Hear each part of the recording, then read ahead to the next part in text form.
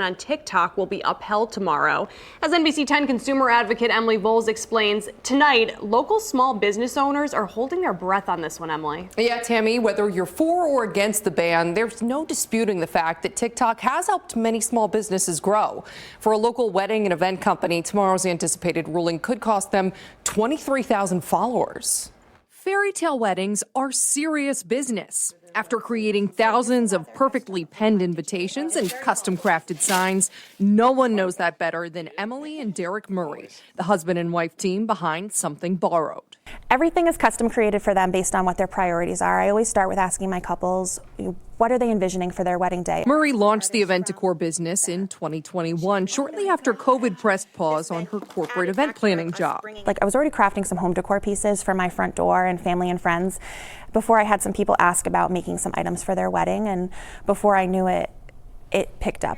Murray harnessed the power of social media from the start. And they really wanted to do a custom champagne wall for their seating chart. And oh boy, did it work. My goal my initial year was to only have 5 weddings, and we ended up doing close to 85 that year.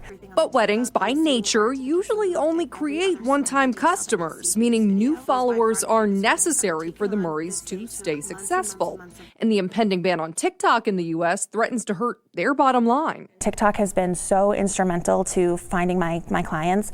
I'm able to take them along with me to venues, and they can see not just my work in that space, but other things that are going on in the venue that they might not have thought of for their own day. Congress voted to ban TikTok in April because it's owned by a Chinese company that lawmakers say poses a threat to U.S. security. The ban is set to take effect on January 19th unless an appeals court sides with TikTok and reverses that ban possibly tomorrow. Rhode Island Congressman Gabe Amo, who voted for the ban, tells NBC 10 he still supports it. As long as TikTok, an application owned by ByteDance, is controlled by a foreign adversary, they are a direct threat to our national security. I voted for legislation that would force a sale to protect American users, particularly young users. There's been a lot of talk, obviously, about banning TikTok in the U.S. What would that do to your business at this point? It would completely change the way I've had to market and support my family for the past few years, because at this point, about 80% of my clients find me through TikTok. Murray is also very active on other platforms like Instagram and Facebook, but says it would be tough to lose 23,000 followers and potential customers if the TikTok ban is upheld. My community has been there along the way, so losing that would be like losing a huge portion of my business.